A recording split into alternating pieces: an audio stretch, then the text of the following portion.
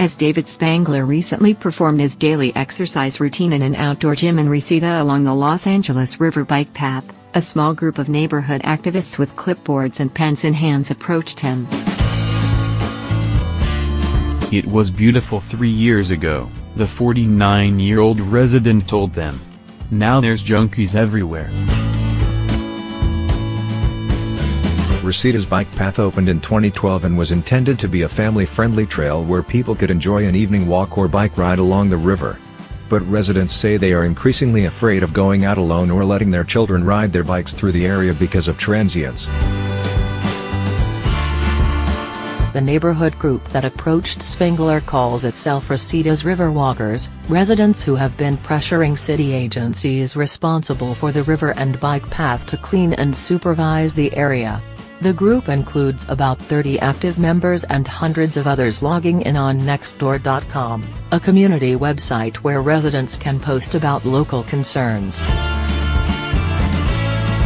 Our group is steady and assertive, said Evelyn Aleman, a resident of almost 20 years who has taken the lead of the community effort. We've made city officials understand we're not going away. Residents are demanding that the shrubs along the trail be replaced with succulents to make it easier to maintain and discourage transients from setting up encampments. They also want consistent monitoring by law enforcement and even a hotline to report incidents along the trail. Councilman Bob Blumenfield, whose district includes Reseda, is one of the group's allies. He has put pressure on the city's Department of Recreation and Parks when needed and sent a representative on monthly walks along the bike path to listen to residents' concerns and offer suggestions. It's not only frustrating for the community but it's frustrating for me as their advocate, he said of the complications created by having multiple agencies involved. When you have diverse or diffuse responsibility, you have less accountability.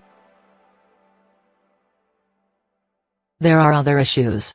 LAPD officer Oscar Bocanegra, who is responsible for overseeing the bike path area, said there are not enough resources to meet some of the river walkers' demands, like a group of officers dedicated to regularly monitoring the bike path.